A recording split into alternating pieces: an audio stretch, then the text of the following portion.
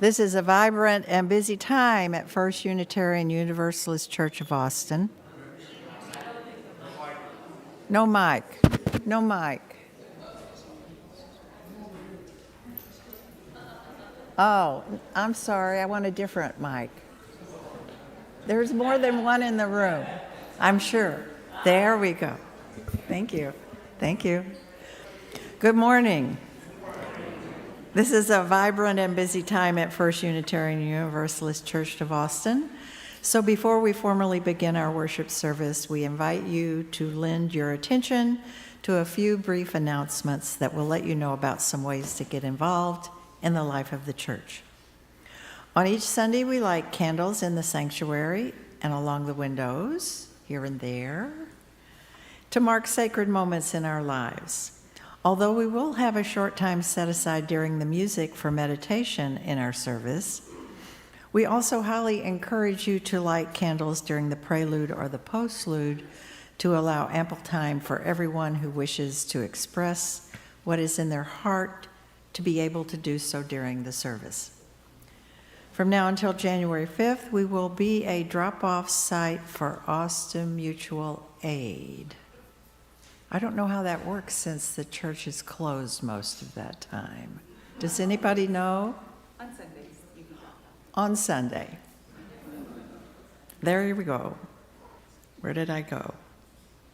They are collecting winter gear such as coats, hats, gloves, hand warmers, and other cool weather gear to help our neighbors stay warm this winter. Please donate and tell everyone you know the collection barrel is in the narthex. Is that the same as the... Members and friends 18 to 35 years old gather with fellow UU young adults to explore and reflect on how our faith shows up in the wild ride of young adulthood. Long past for me. We will meet the second Sunday of the month in the sanctuary starting at 12:30, with the first meeting beginning January 11th. Many of us carry wounds from the religion we were raised in or just growing up in a Christocentric society. Owning Your Religious Past is a series of 5 classes designed to help us heal from our religious wounds and grow in our Unitarian Universalist faith. The class starts on January 18th and can only accommodate a certain number of participants, so please sign up soon. Each Sunday, one of our caring companions, is designated to be available at the front of the sanctuary after the service to listen to any immediate pastoral needs and assist you with connecting to additional pastoral support if you would like. Today's caring companion is Susan Thompson. Susan is right there. So you will be able to easily identify her after the service. Now, let all who have gathered in beloved community, whether in virtual space or in person, join our spirits in worship together.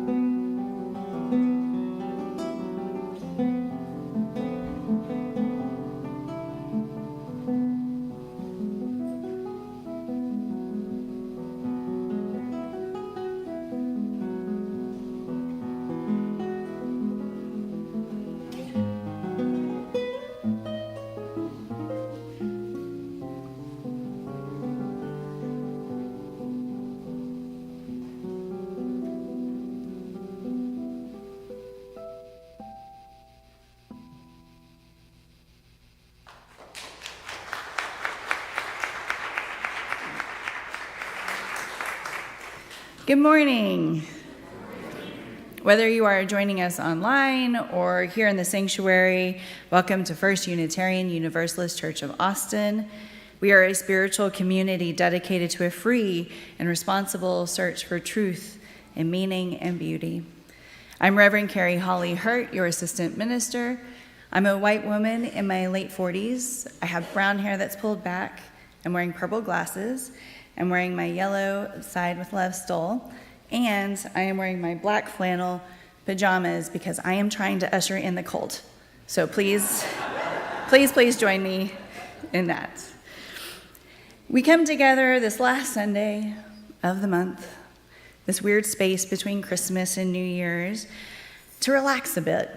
I hope that you can be comfortable today. I hope that you can find community today.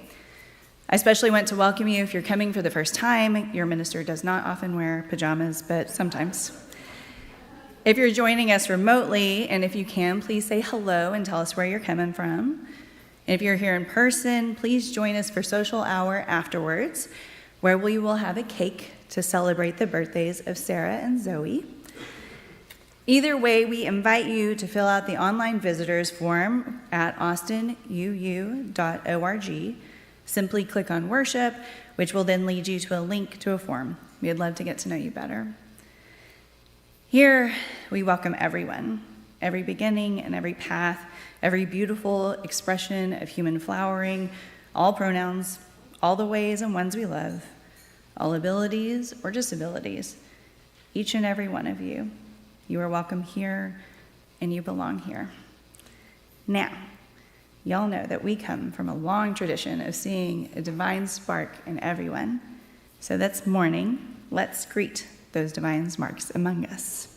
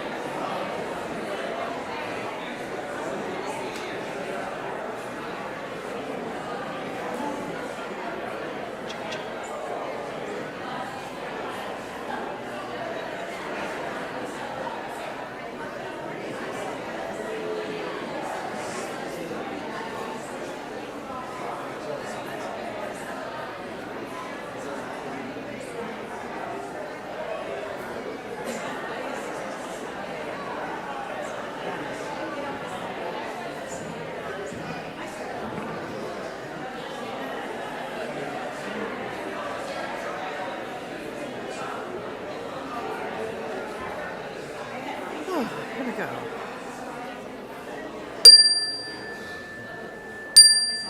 I bet.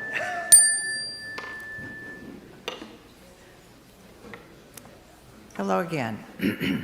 I'm Margaret Borden. I'm a white woman in my 70s with short, salt and pepper hair, wearing glasses and comfy maroon lounging PJs.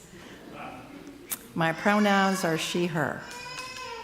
Please join me in the words by which we light our chalice. This is the flame we hold in our hearts as we strive for justice for everyone.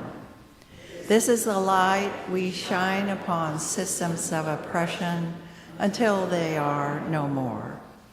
This is the warmth we share with one another as our struggle becomes our salvation.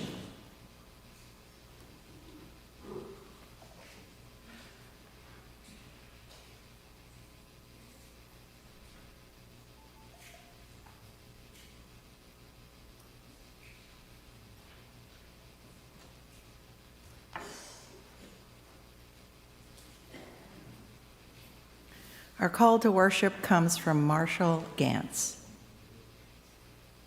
A story communicates fear, hope, and anxiety, and because we can feel it, we get the moral not just as a concept, but as a teaching of our hearts. That's the power of story. That's why most of our faith traditions interpret themselves as stories, because they are teaching our hearts how to live as choiceful human beings, capable of embracing hope over fear, self-worth and self-love over self-doubt, and love over isolation and alienation. Now please rise in body or spirit, and let us sing together hymn number 259, We Three Kings, in the gray hymnal.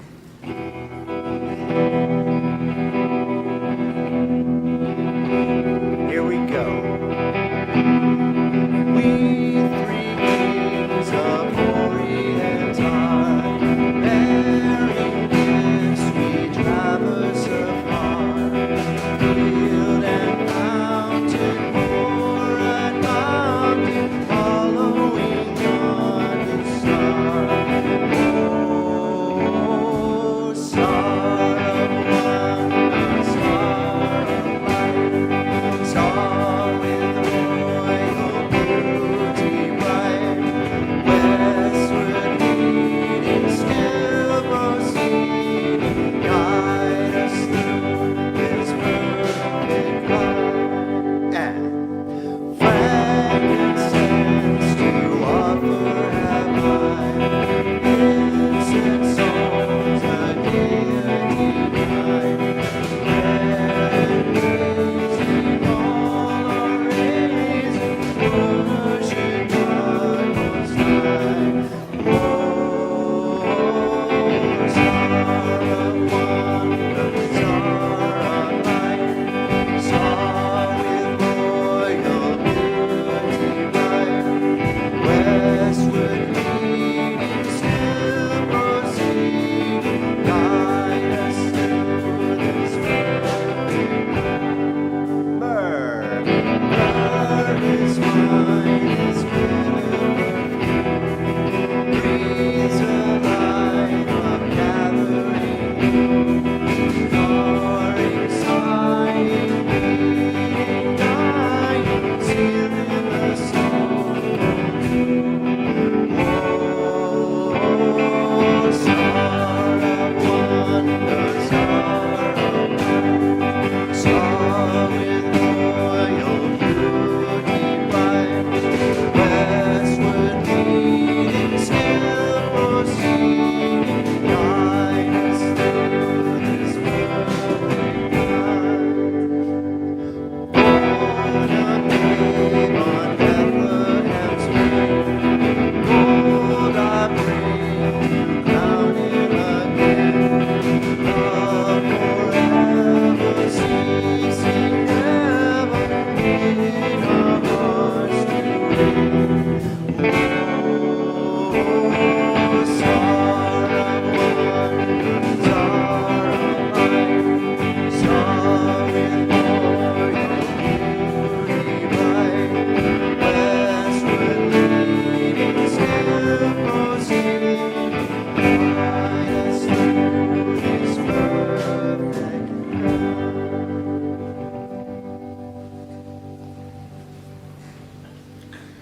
One of the things that binds us together as a religious community is that we have a common purpose. And for us, that common purpose is our mission. Every 5 to 7 years, we write it, which we are in the process of reevaluating right now. But what we came up with last time is written on the wall so that we can say it together every week, and then we can carry it in our heart throughout the week. Let's say it together now. Together, we nourish souls, transform lives, and do justice to build the beloved community.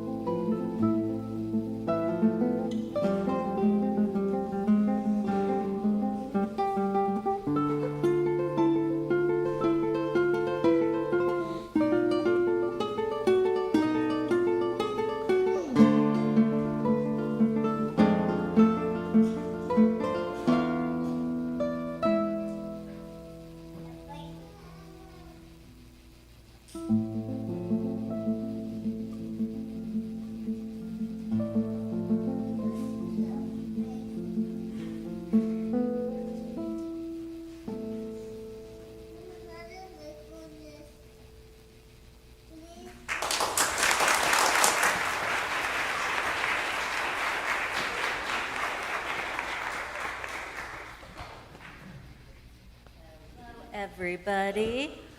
My name is Sol. I am a small white human with short blue hair and cacti pajamas. We have come to the Time for All Ages in our PJ Sunday today. So if you would like to come and join me in all of the cozy up front, get a closer look at the pictures in our book today, now's the time. Come on up.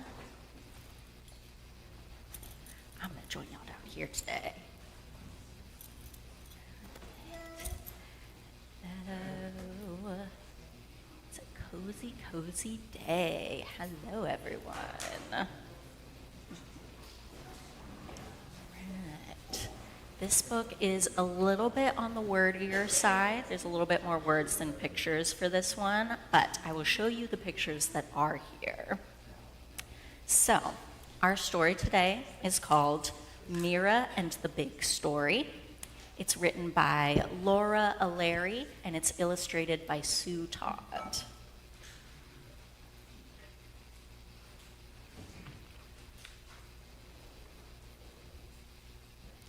There was once a green valley that lay between two mountains. Through the valley flowed a river. On each bank of the river stood a village.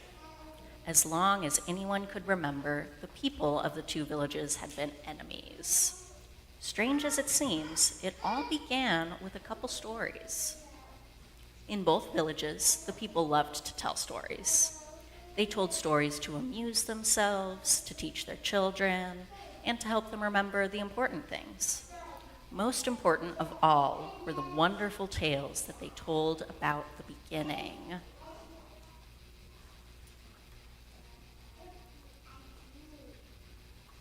In the beginning, said the people of one village, there was no valley at all, just a flat, rocky plain.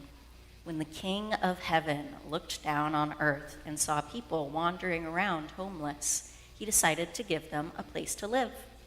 So he sent enormous birds to gather the rocks and pile them into mountains. Between the great ridges, the birds scratched and clawed a channel that filled with rainwater and became the river. Finally, one of the birds led the people to their new homeland. And that, declared the villagers, is how our ancestors came to this valley. Now it belongs to us, a gift from the King of Heaven. There's the King of Heaven up there.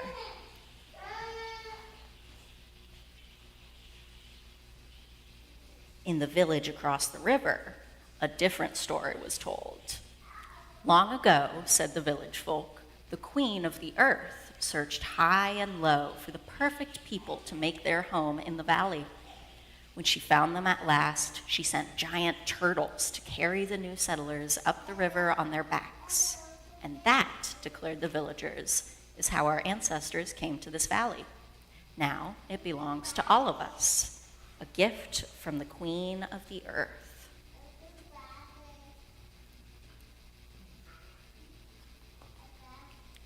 Day after day, year after year, the people of each village told and sang their own stories until they could no longer imagine the beginning of life in the valley any other way.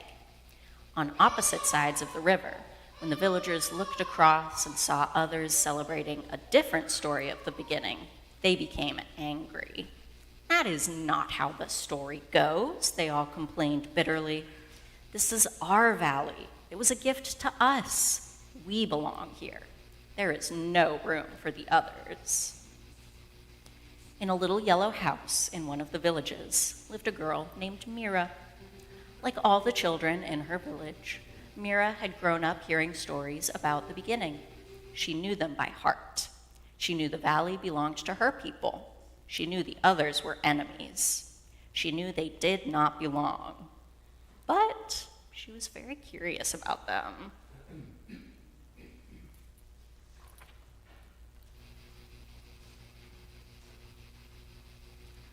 On fine afternoons, Mira often climbed a tree close to the river and watched the people in the other village. Once or twice, when she was feeling especially bold, she even walked far down the bank to a place where the river was narrow and shallow and waded across. On the other side, everything was strangely familiar. The trees, the wildflowers, the songs of the birds and insects, the smell of the wind. It was so much like home. Mira looked across the water toward her own village. It felt strange to see it the way the others did.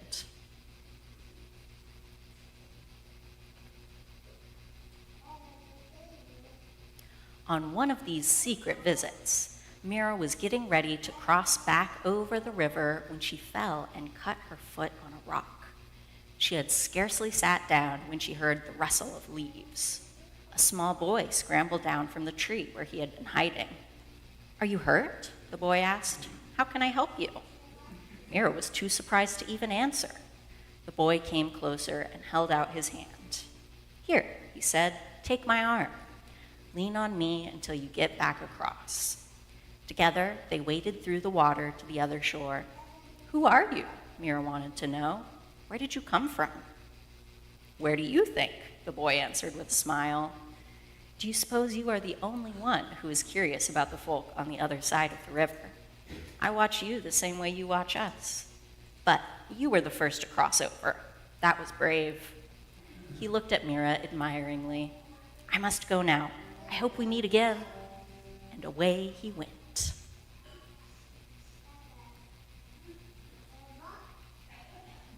Mira felt jumbled up inside. For the rest of the day, she wondered about the boy. He seemed like an odd piece in a jigsaw puzzle. He was the wrong shape, and she could not make him fit. The others were not supposed to be kind. The others were not supposed to be curious. The others were not supposed to be like her. Could the stories be wrong? There was only one person to whom Mira could bring such a big question. Old Alfred lived near the river in a stone cottage filled with books. When he was not reading, he was out working in his garden, growing vegetables and herbs from which he made soups, teas, and medicines for the people of the village. Children were welcome to come and pick his raspberries. Old Alfred always offered them homemade cookies and a glass of lavender lemonade. He was wise and kind, and his mind and heart were as open as his front door.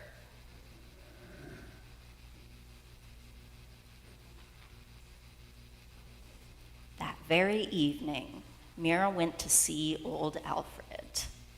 She found him enjoying a pot of tea in the garden. He welcomed her warmly and offered her a cup.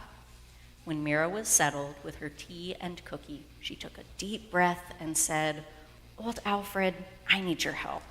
I have a big question, and there is no one else I can ask." Old Alfred put down his teacup. "A big question, you say? I like big questions. It's been a minute since anyone has asked me a good one. Tell me about yours." Mira told old Alfred everything about her secret trips to the other side of the river, about the boy she had met, and how he was like a puzzle piece that did not fit. Old Alfred listened carefully. Then he asked, "So, what is your big question?" In a small voice, Mira asked, "Are the stories wrong?" For a few moments, old Alfred stared silently up into the night sky. Then he said, "Mira, let me tell you something about stories. Stories can make you bigger, not on the outside, of course, but on the inside. They can stretch your mind and heart, but a story can make you smaller if it takes up all the space in your mind and heart. When new people or new ideas come along, there is no room for them. Whenever you hear a story, you must ask yourself, what is this story doing to me? Is it making me bigger or smaller? Our village is dear to me, Mira, but our minds and hearts need to be stretched so we can make room for others." Old Alfred sighed. There will never be peace in this valley until the people of both villages find a story big enough for all of them. Mira felt even more mixed up than before. I don't understand, she said. What kind of story could be big enough for everybody? Well, I have a story to share, replied old Alfred, if you would care to hear it. I would, said Mira. So old Alfred began.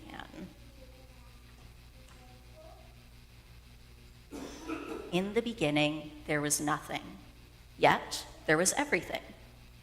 Do you ever collect chestnuts in the fall, Mira? Imagine holding a chestnut in the palm of your hand. Now, imagine something even smaller than that little nut, containing everything that exists. It was there, but it was not there yet.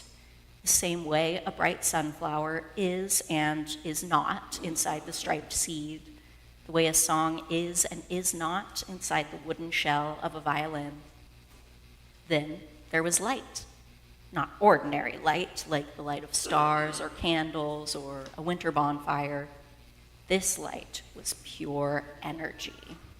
Out of it came unimaginably small bits of matter, the first stuff. Some matter came together and formed stars. Over ages and ages, the stars burned, vast furnaces forging new things deep in their hearts. When the time came for them to die, the stars exploded. All the stuff inside them was scattered into space. It drifted like dandelion seeds on the wind, ready to start something new.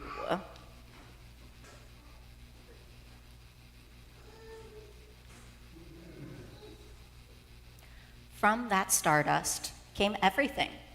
Clouds and comets, whales and wildebeests, rattlesnakes and redwood trees, emus and elephants, dinosaurs and dragonflies, pussy willows and plesiosaurs, seahorses and stars.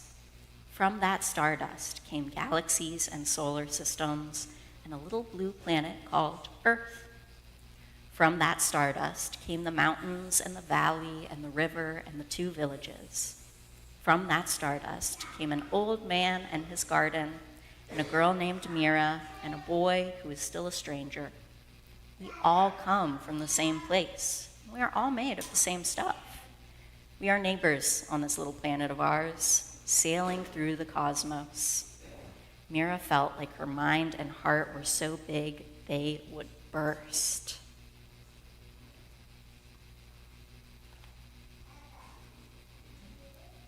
There's all of the everything coming from one tiny spot.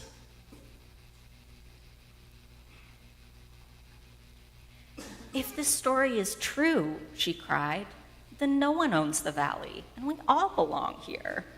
If this story is true, the people across the river are not others, they are like us. If this story is true, we are all connected to each other and to everything else, the river, the trees, the sky, the ocean, the animals. If this story is true, we have wasted too much time being enemies. Mira began to cry.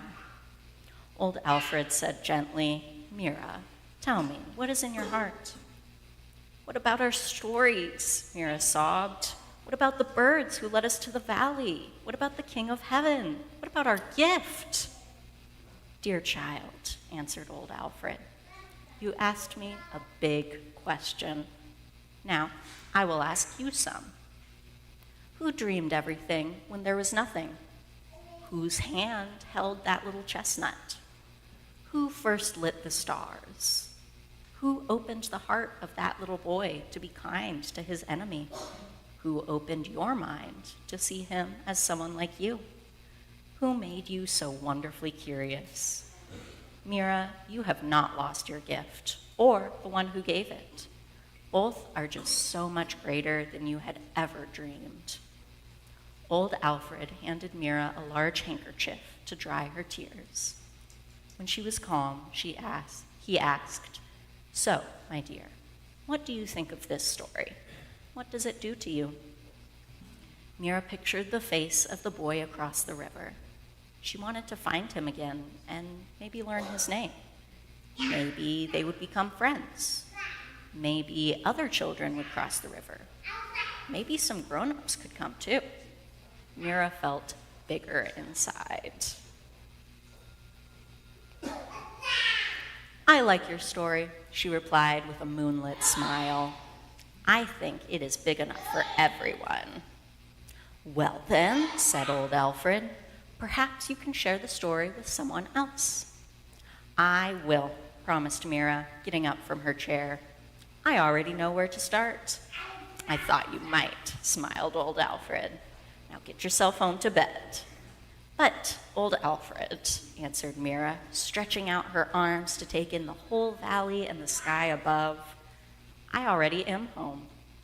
And then Mira headed out into the starry night.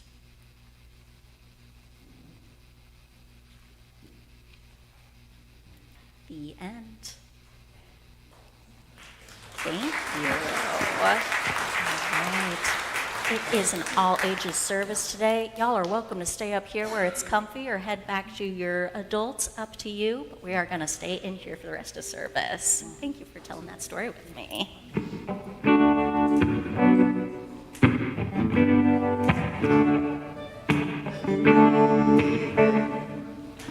Breathe out when I breathe in. I breathe in peace when I breathe out. I breathe out love when I breathe in. I breathe in peace when I breathe out. I breathe out love when I breathe in. I breathe in peace when I breathe out. I breathe out love when I breathe in. I breathe in peace when I breathe out.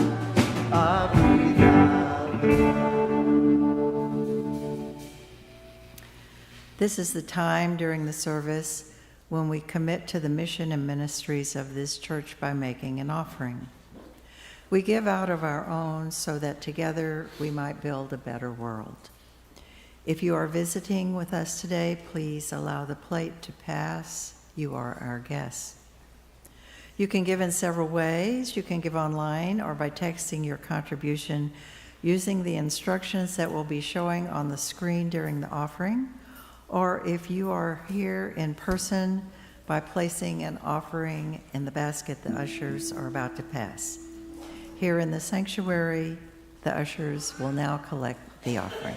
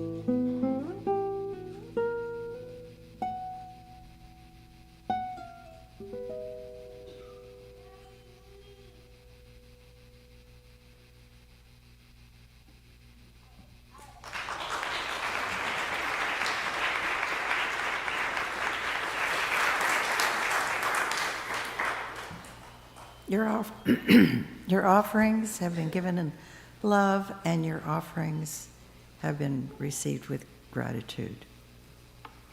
Is that-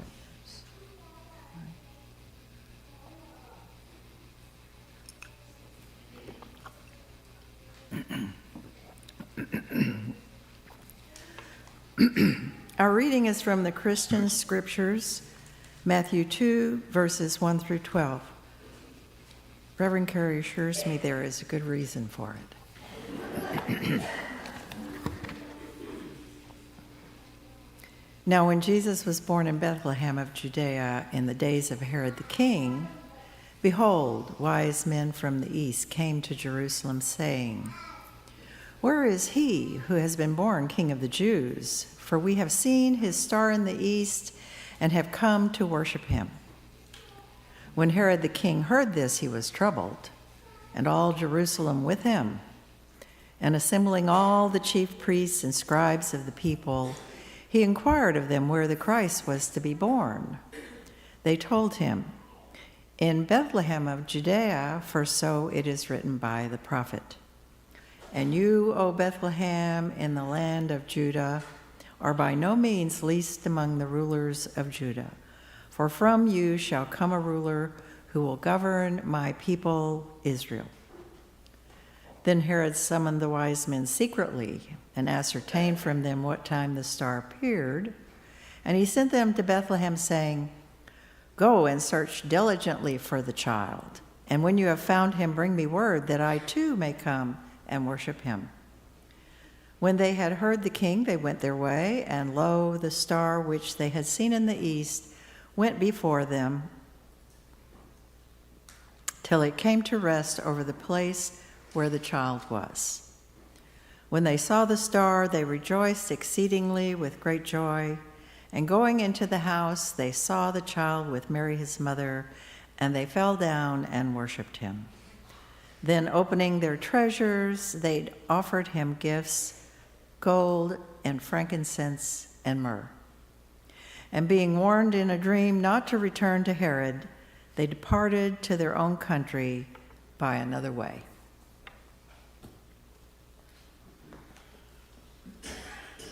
This is the time in our service where we take some time to slow down, where we, kids and adults who have such busy lives and such busy minds, can just take a few moments to calm our minds and calm our bodies.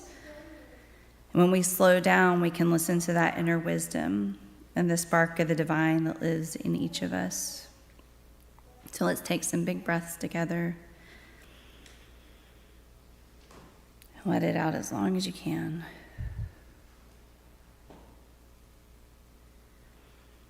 As we continue to breathe in and out slowly, I hope you can feel yourself relax just a bit more as we try to be quiet so that we can listen into our inner kindness and our inner wisdom.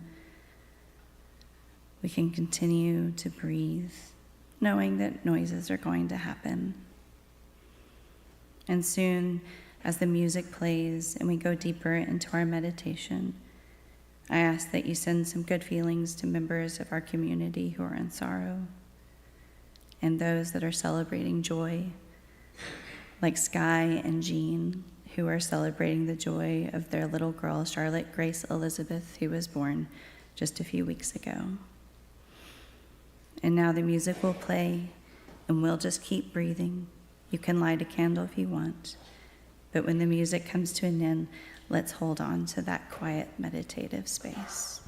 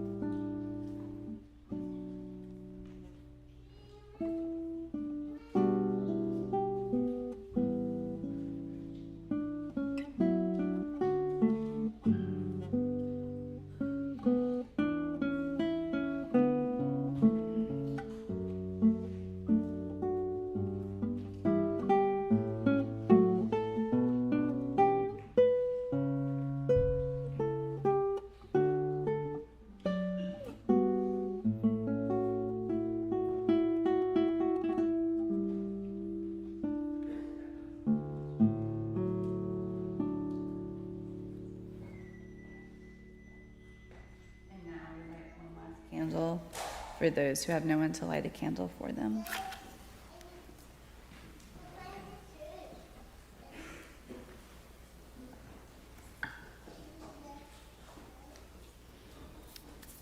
We'll hope that lights eventually. I love a good story. Don't you? Stories are fun and they're entertaining. And because they're fun and they're entertaining, they can be really, really powerful tools. They're tools to help us connect to other people and other cultures and other ways of understanding the world, because they can help us to understand things from a different perspective. They can even help to strengthen our values or assess our own values. This is because stories engage our brain in a completely different way. When we hear a story, our thinking shifts from our amygdala to our prefrontal cortex. That means that our brains, which often are stuck in survival mode, which is a very narrow space to be in, can go to a place where they're more relaxed, more open, more creative, more empathetic. From this place, when we hear about another being's experience, our brains are flooded with feel-good hormones like oxytocin and dopamine, leading us to connect with anyone, even fictional characters. Anyone have a favorite fictional character? Me too. Storytelling is such a powerful tool because it expands our understanding of what it can look like to be a person on this planet, which is why some people find it really dangerous. So dangerous, they tried to ban stories. Stories are just that powerful.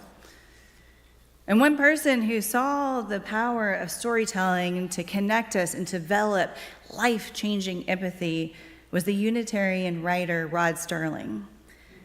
Rod Serling had seen and experienced a lot of horrible things in World War II. And when he came home from the military, he got into writing as a way to process his anger and his fear and all of the other things that he was holding on. And eventually this led him writing for television. When Emmett Till, a black boy, was killed by white supremacists, he wanted to write a TV show about it. He wanted to write about racism and the atrocities of what happened to Emmett Till. But the TV producers and creators did not like that. So eventually, he figured out that the way to do what he wanted to do, to write television shows that would tell a powerful story and make people think about big issues in our society, was to make it science fiction. It was brilliant. So he created the TV show The Twilight Zone, which is a popular and powerful and often relevant TV show today. The beauty of The Twilight Zone is that both the oppressed and the oppressor like to watch it, even though there were important messages about oppression in it. And because it was a story, it helped people to get into that creative, empathetic space so that they could examine larger issues, even if they didn't realize they were doing it.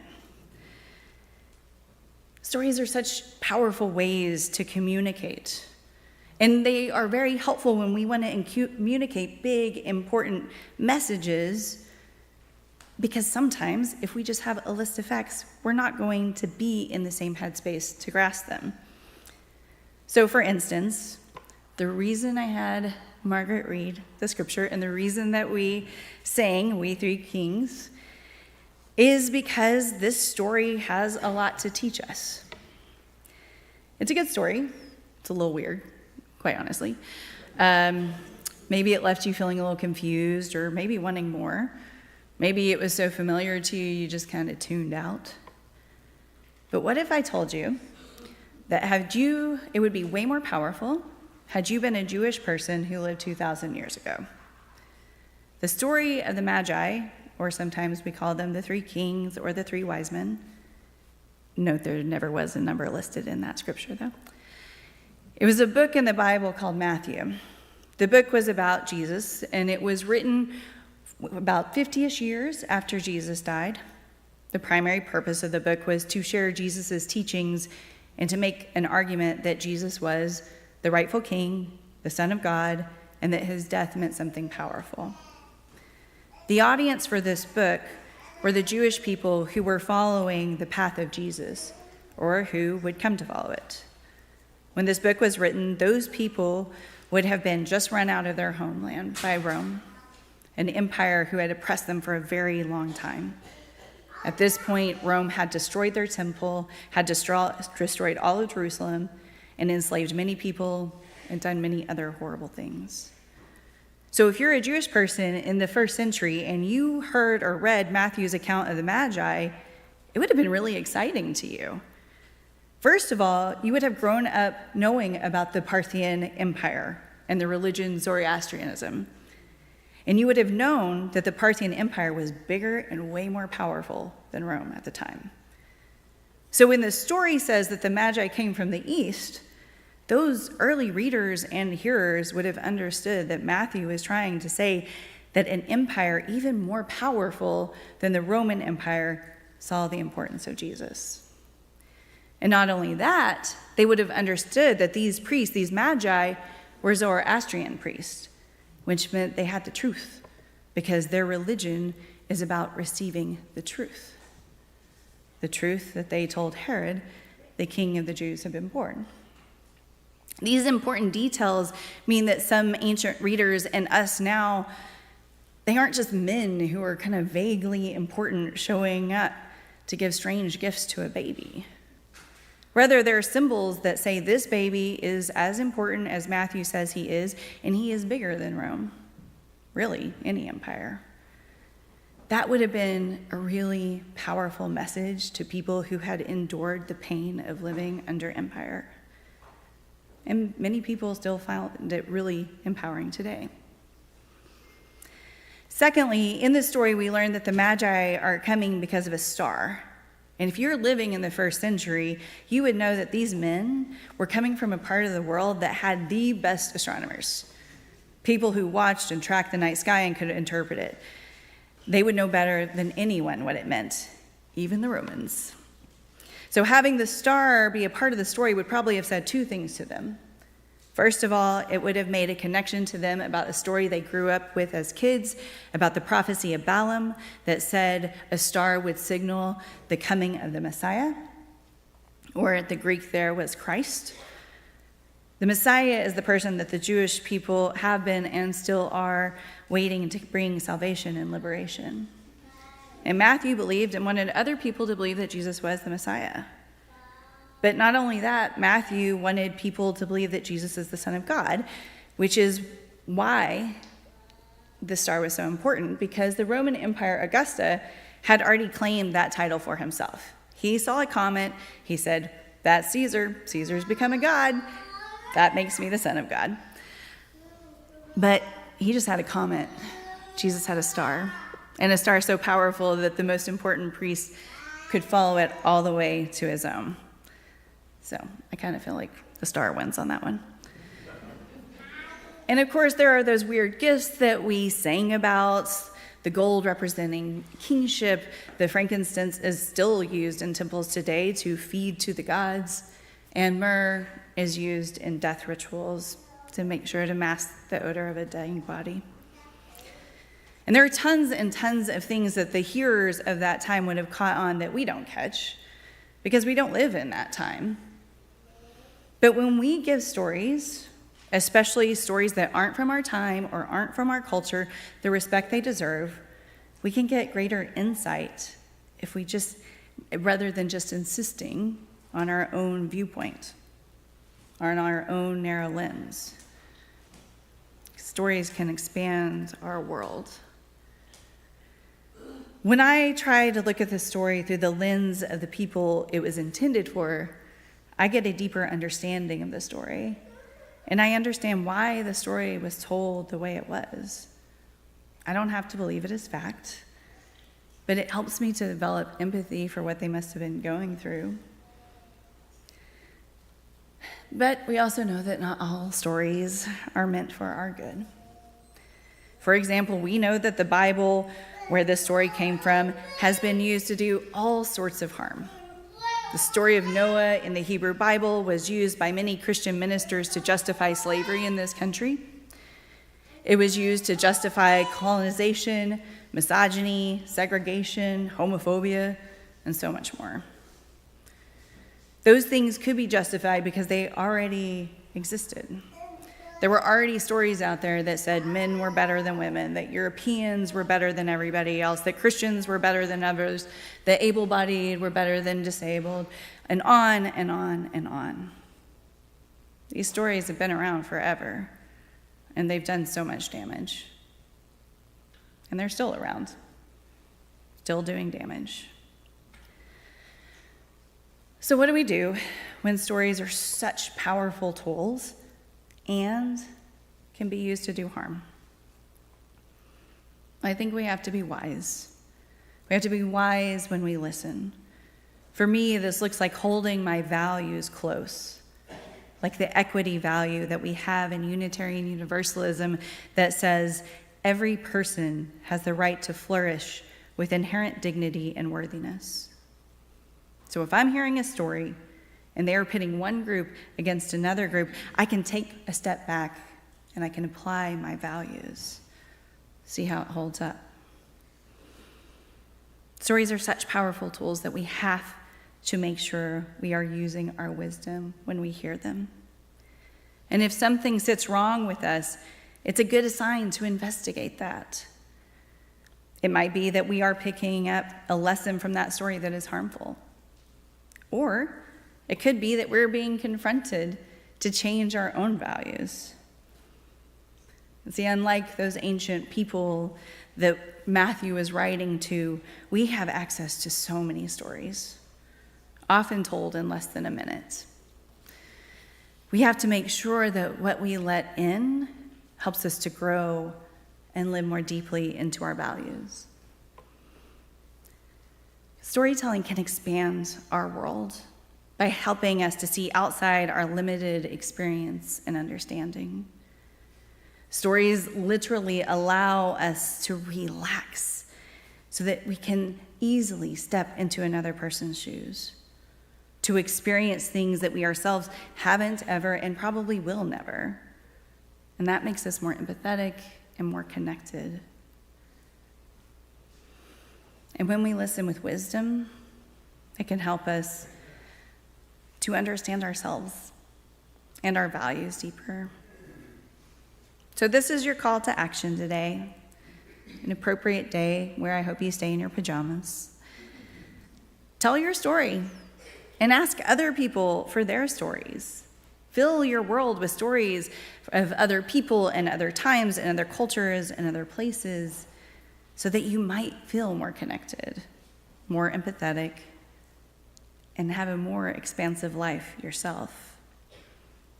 And make sure that whoever story you are listening to, even if it's the ones you tell yourself, that they are stories that are seeking the truth and beauty and wisdom of what it means to be a human on this planet. Because storytelling, it's a powerful tool. May we all listen well.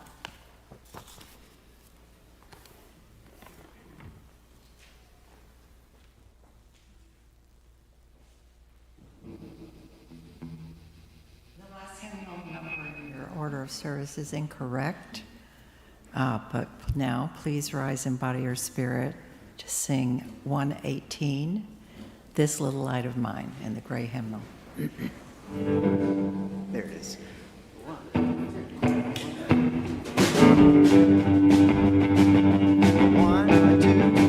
two, three. This little light of mine, I'm gonna let it shine.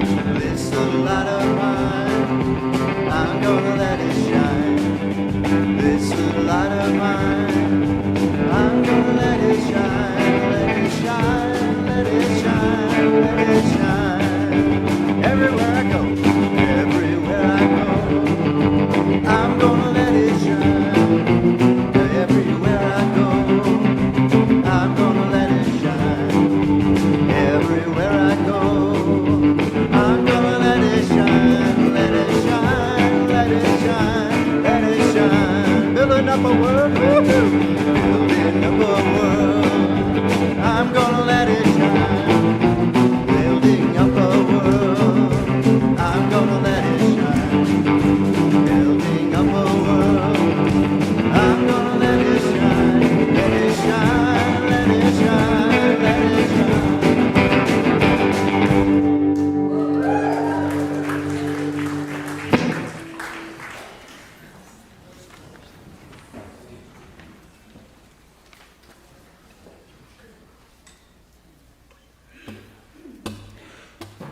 Please join me in the words by which we extinguish our chalice.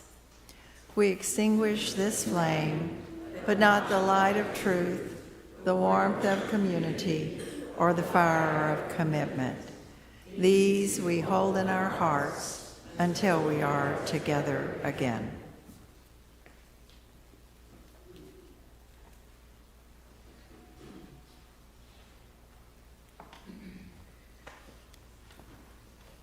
As we leave this sacred time of comfy togetherness, may you feel inspired to tell your stories, and may you feel eager to hear others, with wisdom, of course.